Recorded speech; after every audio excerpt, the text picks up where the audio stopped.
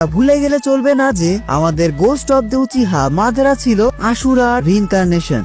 হাশিরামা এবং মাদারা উচিহার মধ্যে বেশ কিছু পার্থক্য ছিল।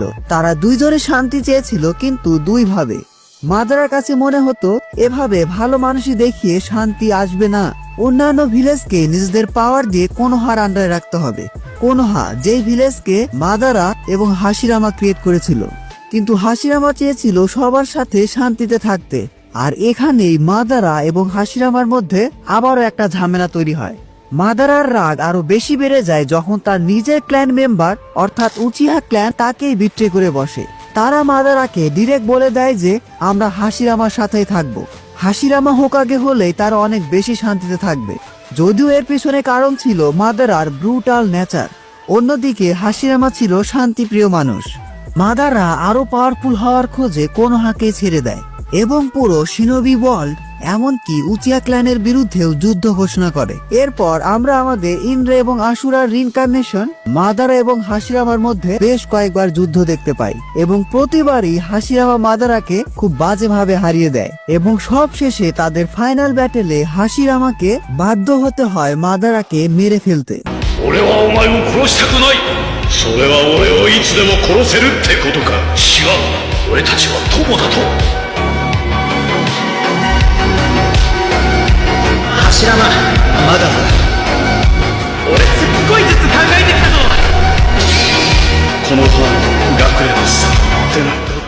কিন্তু মাদারা এখানে চালাকি করে কোনোভাবে সেখান থেকে বেঁচে যায়। মাদারা এখানে ইজানাগিকে ইউজ করেছিল।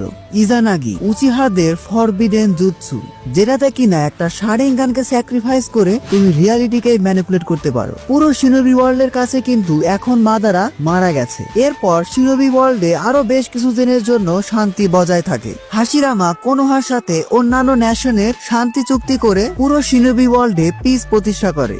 কিন্তু মানুষ তো মানুষই। হাশিরামা মারা যাওয়ার পর তাদের মধ্যে এসব যুদ্ধ আবার শুরু হয়ে যায়।